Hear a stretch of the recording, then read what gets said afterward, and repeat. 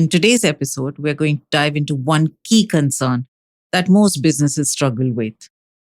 We all have this big question: how do I build capability and digital capability with the help of a technology partner? To give us an answer to this critical question, and I don't think it's just one single answer, I think it'll be multiple answers to this critical question. I have with me today Joyjeet Bose, Senior Vice President, SME Operations, Tata Tele Business Services. Some of you may already know him, but for those of you who don't know him, here's a little bit about Joyjeet.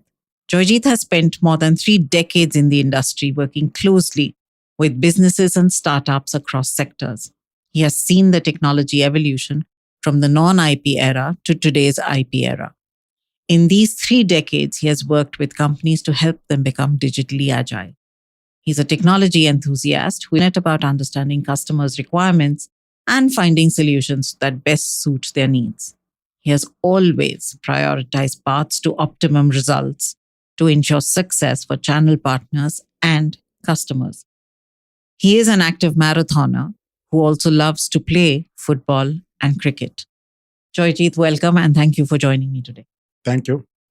Joyjeet, I'm going to jump straight into this conversation. And I've already talked about the question that is always there in people's mind. But as the head of SME business for Tata Tele Business Services, how, staying informed about the dynamic digital technology landscape and the evolving customer needs is crucial. How do you stay ahead and stay up to date with the latest changes in digital technology? And how do you understand the shifting requirements of your customers? Absolutely. First of all, I think I'll pick up the line which you used while introducing me, that I have been a technology person from non-IP to IP era. It talks a lot, actually. Even though we talk about digitization today, it is not that it was never there. It was always there. So digitization for organizations were always critical. And it was only how easy it was to get and how cost effective it was. I think in today's generation, those are getting addressed. Post-COVID, things has really improved. So as a person, I have been always very keen about understanding the technology because I come from a technology background. But I have started my career as a hardcore technology R&D person. So that way, I am very close to technology. I also spend a lot of time in discussion with similar like-minded people who discuss past, present, and future as far as technology is concerned. So that's how it is. Yes, staying ahead of the curve in digital technology landscape and also ensuring that we meet our customers' evolving need. And the core focus of Tata Tele Services is only to do that. So how I do that? So as I said, first of all, continuous learning and research, I make it a priority that I keep in touch with what's happening or what may happen. Most of the technologies which we talk about today, whether it is AI, whether it is IoT, and many more, it's not today's invention. Things has been happening for quite some time, and I'm very happy that I was part of those journey. So I do read a lot. I attend seminars, conferences, but most important, I personally have a group which is from all the age categories. The people who were probably working in the 70s and 80s, people with whom I have learned in the 90s and current generation, a good amalgamation of people who actually come together and discuss technology. That helps me. Then cross-functional collaboration helps a lot within the organization also. See, again, technology is something which people make it as if it's very, very difficult subject. I call it read technology, learn technology, understand technology as a layman's language. So let me ask you a question before you go further. This is what you do to stay updated, right? You found your ways to keep in touch with technology, different ways to keep in touch with it. What would you recommend to your customers, SMEs, who are not people with a tech background like yourself? What would you recommend they do to keep in touch with technology? Well, actually, good question. And it's not about me. I mean, it's also about how they themselves do it. So SMEs, I divide into 2 absolute categories. One is probably SMEs who was born 15 years back, 1.5 decade back, and SMEs who was born in this decade and whom I call it's a born in digital decade. who have done their engineering and born in the IP area, they don't understand anything about non-IP, and they feel probably those days there was no networking, and that's not true. Similarly, SMEs who are born in digital, you really need not tell them anything. They are far ahead of everybody. So they start anything and everything with digital. And people who were not born in digital, they are gearing up. So one out of lot of positives of COVID, this is one of the positives that everybody has been motivated and they spend a lot of time to understand how technology can help them. But to simplify it, people should forget the word technology. They should look into their 9 to 9 activity, what they are doing, list all the pain points, and just dream. I wish this pain point can get resolved and the end result can be like this. If that dream can be put on paper, technology can be brought and aligned with it. The biggest thing is that people feel that we should first think of the technology and try to fix it to my requirement. Rather, take it absolutely in a reverse direction. If you even write in your crude language that this is the problem I'm facing, I need a solution, you will find at least 10 answers on Google. First step is to do that. If people find interest in finding their own solution, they will get a lot of solution online, and then they have to interact with the right solution partner, right technology partners, and then discuss further, rather than leaving it to somebody to solve my problem. I like the fact that you're saying you don't have to get out of your comfort zone. Within your comfort zone, define your problem and say, this is what I want as an expected outcome. Everything else can then be fixed. That's a fantastic tip to give our listeners. Because most people keep thinking, what technology can I use? Whereas the question is, what is the problem? Define that, baki sab fix ho jayega. I like that. So I think that was great. When I used to be an R&D engineer, whenever my technical director used to take me to the customer and customer used to tell their problem, I used to say, ho jayega. And he will come out and he will fire me. Arre, kahan se ho jayega? We don't have the product. And because I was a bachelor और हमको लगता था पूरा time वहीं रहो, I mean, I wish I could have done it for my own company. It would have been better. So I used to stay whole night and I used to create a product. उसका डब्बा बनाता था, उसको paint करता था, सब करता था. And after 3-4 days, I used to go and fix it to that organization. This used to be big process plant and it used to work. And then my commercial director used to charge a bomb for it because otherwise available नहीं है ना. Finally, business director said कि नहीं तू एक काम कर, ये छोड़ दे, you start selling. But for him also the same problem happened. I used to sell only those products which are never there in our shelf. So I come from that thought process. But this is a fact.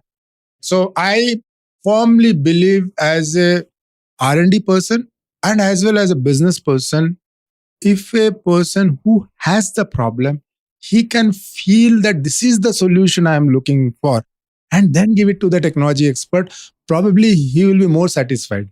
That's an interesting one. You talked about the fact that people born in the IP age and the non-IP age, and there is a certain amount of acceptance which is there today, but there is also resistance, right, that you must be facing. So technology adoption is often faced with resistance from SME owners. How do you address skepticism? How do you guide SME owners to embrace the benefits of ICT and digital solutions for their business? Because in today's day and age, you cannot survive in the business without these solutions. So how do you guide them? So 2 ways. I cannot individually guide people. So the team also has to guide. So we have created different forums, how you can really educate SME customer. See, first of all, it's not that SMEs doesn't want to adopt technology.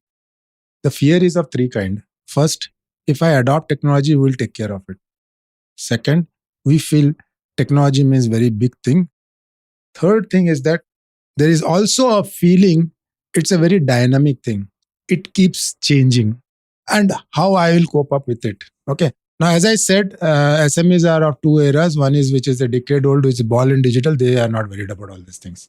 They know without digital, I cannot do anything. So they are. So that's not the place where we have to really think about. Of course, they want something cost effective, pay as you use, and those models are very much available. It's about the SMEs who have started without being digital and now progressively moving towards digital.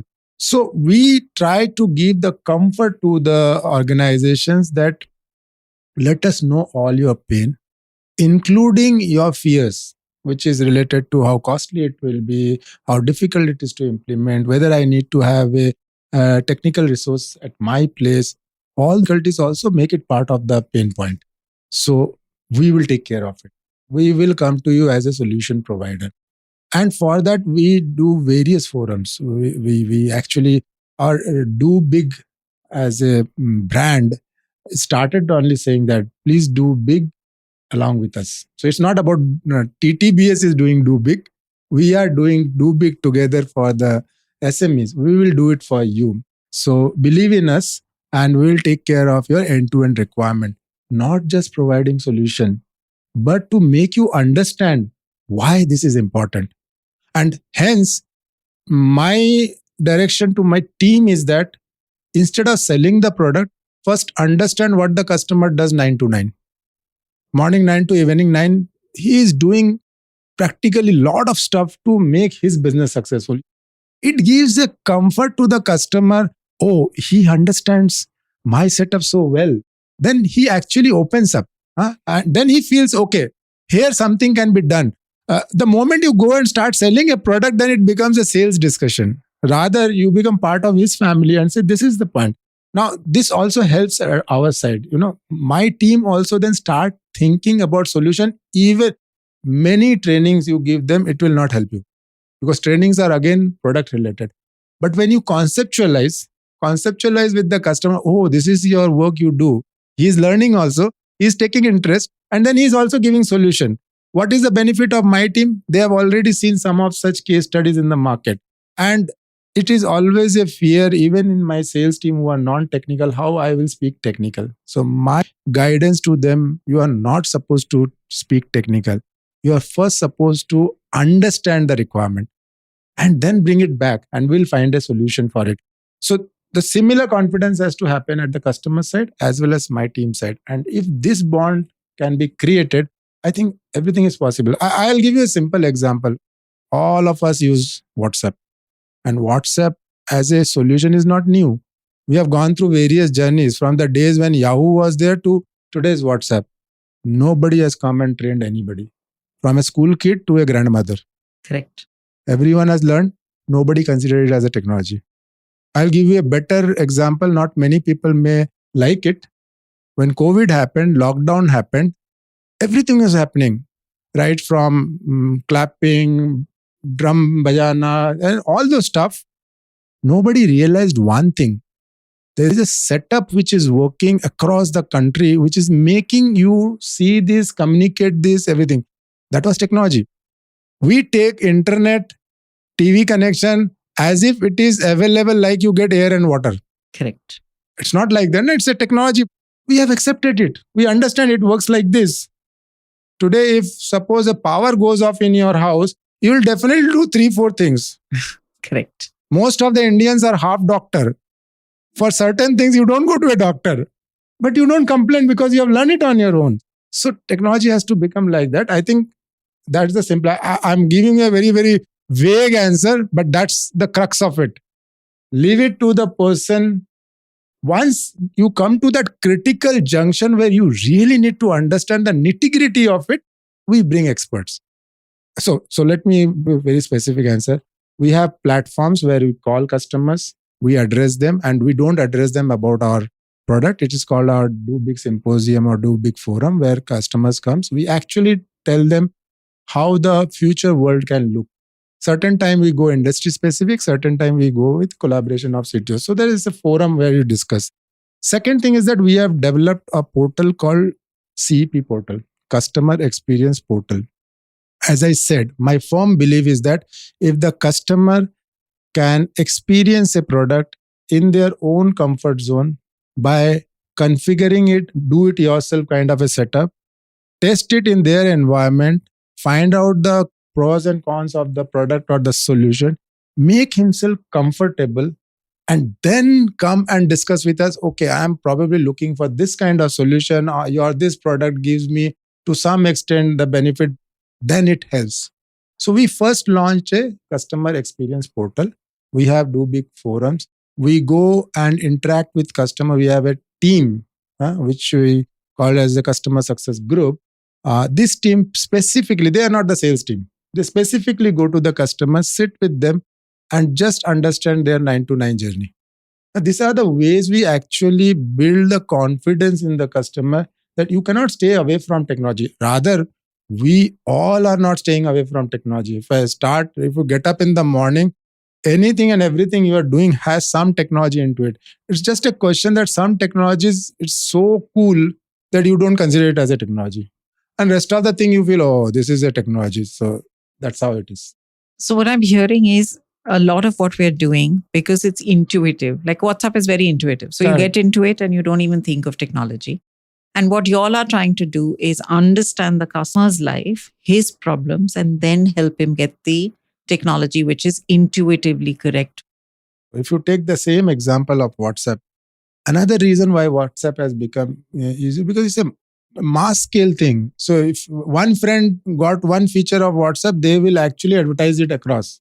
It's a word of mouth. We want to create the same for the SME technology. So when we are creating forums, when we are creating webcasts, we are actually bringing people, and we always tell them we don't want to tell you about our products. We are only here to showcase what are the different challenges SMEs or particular industry segment or in general are facing, how those can be solved. It's not that TTBS is solving, how those can be solved, how it can benefit. That boosts the confidence of the SMEs and then they come forward. A lot of people actually rely on small system integrator. That is also not bad. At least there is a trust factor. And adoption of technology I have seen needs a lot of trust factor as far as SMEs are concerned because they know that they have very less resources in terms of fund as well as technical capability. So wherever they want to put their bet, they need to trust them. Correct. And that is something which comes not because how big you are a company or what you have done in past. It's about how you connect with them. That's absolutely fabulous. So, you've really touched upon the fact that there are multiple fears, right? And one of the biggest fears is I have only so much resources. And like you said, when you have limited resources, the attribution is who can I trust with this limited resources such that I don't fall flat on my face, such that I don't utilize all my money and I still have the solution that I want. And when you think about that, right, you've already talked about it a little, but I want you to ask you to go a little deeper into it. What role, other than becoming the advisor or becoming the trusted partner, does a company or a digital technology partner have to play? Or are these the two critical roles that one plays? So far, what I have said is all to do with building the confidence that we should use technology. There's nothing to be afraid of. And from whom? But everything is a plus of using technology.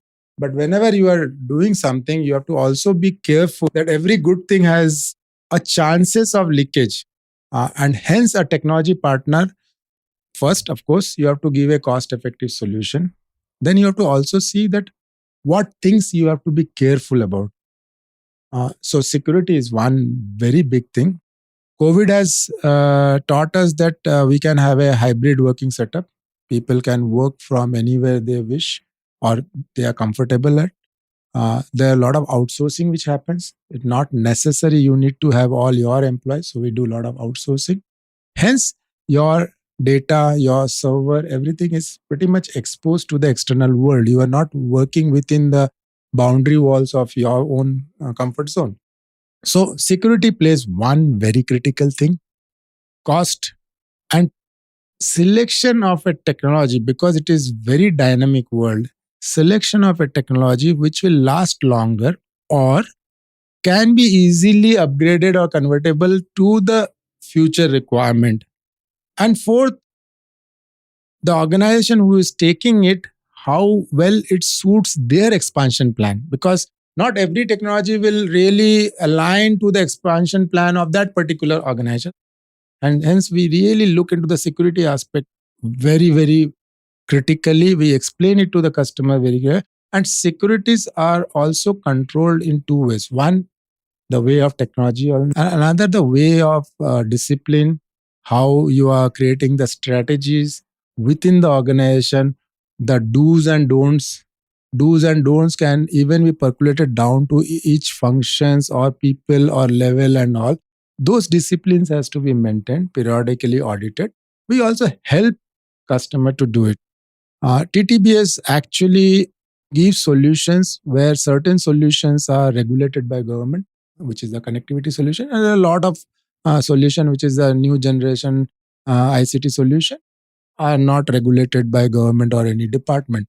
So those audits also we do with the customer so that we ensure the customer doesn't go wrong anywhere.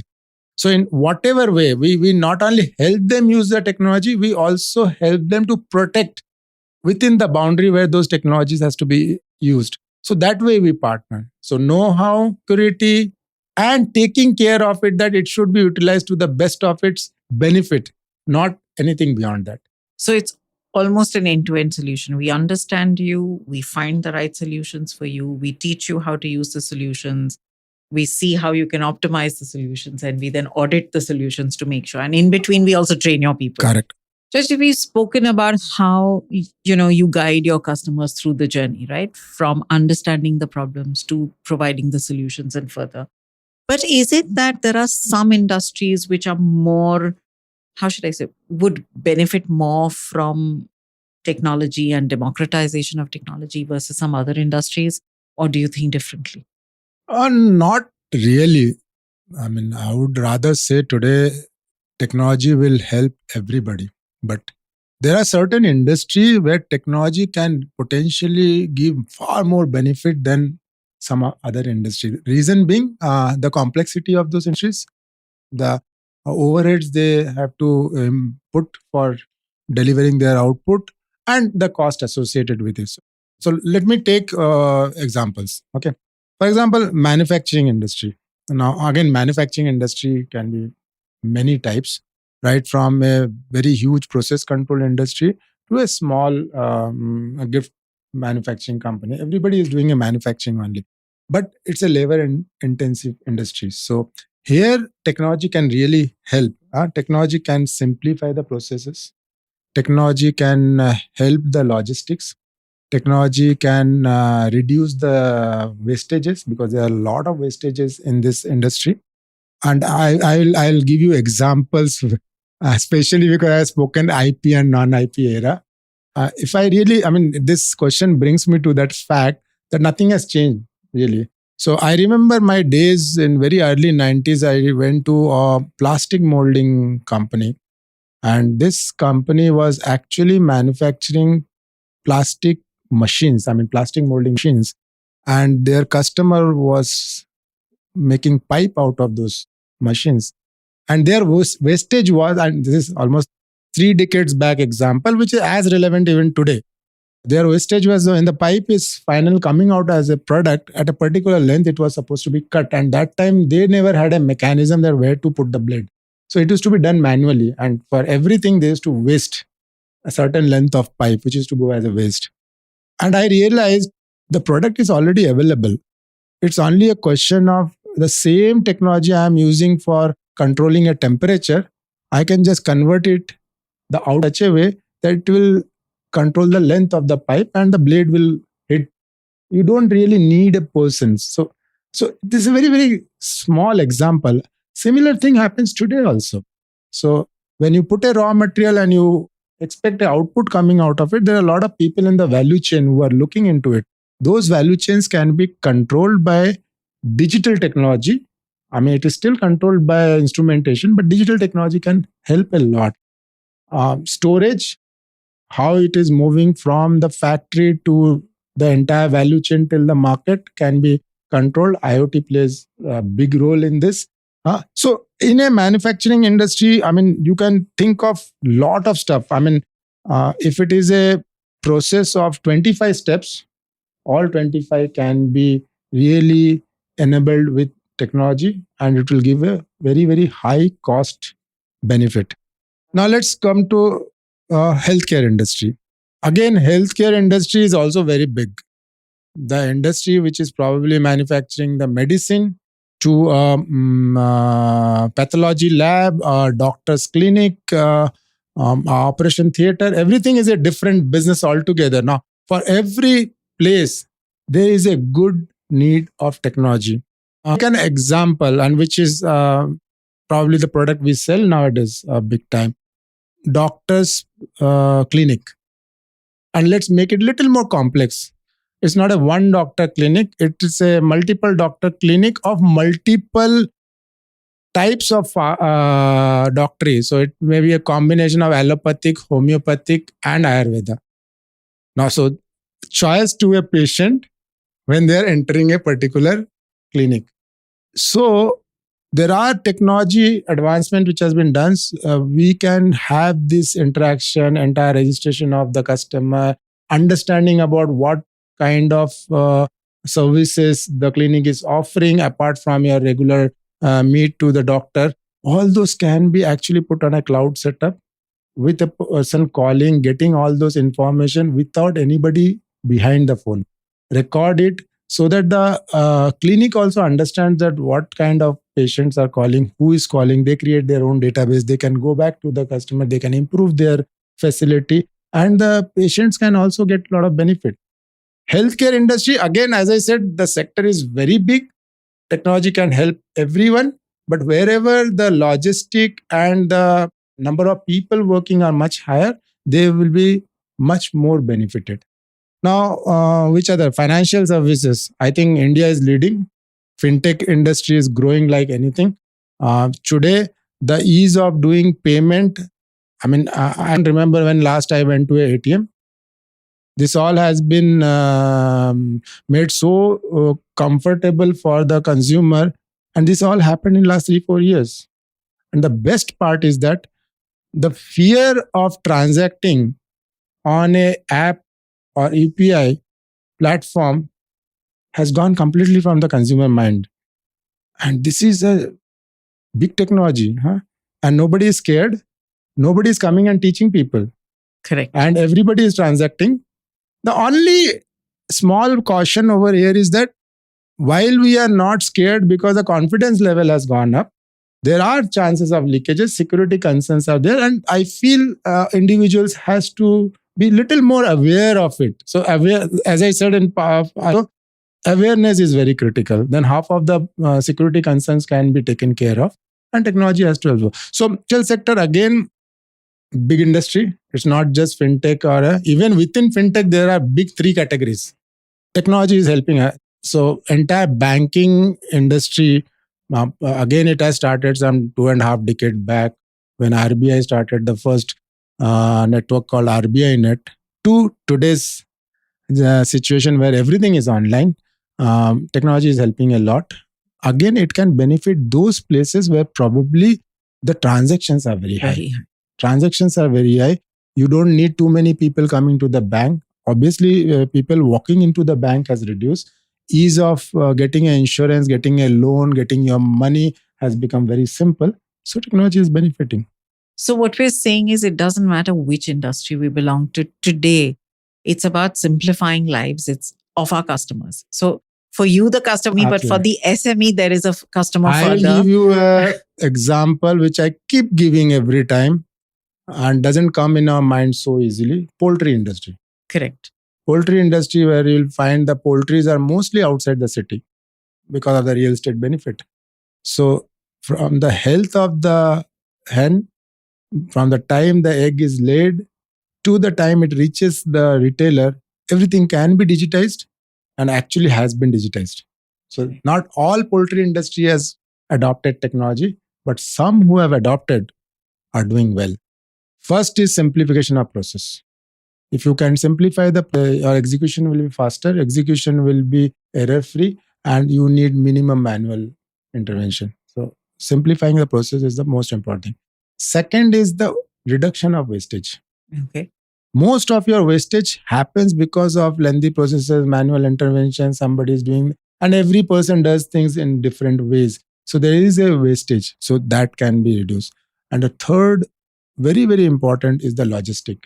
We can simplify the logistic very well, and it can be tracked end to end. End to end. You can I mean, today when you receive a courier, you get it on your mobile that you can track where your Correct. courier is. So it is that. So these three are very critical. Great. Joyjeet, I can continue to have a conversation with you forever and ever, but I am going to bring this one to an end. It was an absolute pleasure having you here today. I'm sure that there is so much that our listeners have learned from you. And if this hasn't helped them at least take away some of the fears of technology, I don't know what will. So thank you once again for being here, and an absolute pleasure having you with me. Thank you. Same here. I enjoyed talking. Thank you for tuning in to the Do Big podcast, a podcast that is dedicated to providing insights, strategies, and success stories of smart digital solutions for SMEs. We believe that behind every successful business, there's a strong foundation of reliable and secure technology, be it digital connectivity, cloud infra, cloud apps, collaboration tools, or cybersecurity solutions.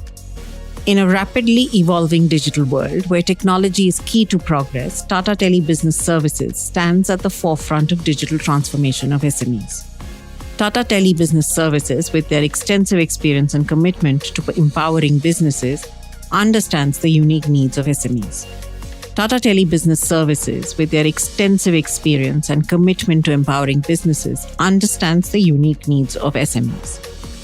Whether it's scalable connectivity, robust communication tools, or tailored ICT solutions, Tata Tele Business Services is here to propel your business forward. Tata Tele Business Services is synonymous with innovation, reliability, and transformative solutions. With a legacy spanning decades, Tata Tele Business Services has been empowering businesses and transforming lives across the nation. So, if you're ready to take your organization to new heights of success, we encourage you to explore the transformative possibilities that Tata Tele Business Services has to offer. Our contact details are in the description below. Remember, we're available on all major podcast platforms. So if you enjoyed today's conversation, subscribe to our podcast for future episodes, which we promise will be packed with equally valuable insights on questions entrepreneurs face as they digitize and scale businesses with the help of technology. Don't forget to rate and review our podcast, as well as share it with peers, colleagues, and other entrepreneurs like yourself who will benefit from listening to it. Thank you for listening to us, and until the next time, keep embracing technology and may your business thrive in the digital era.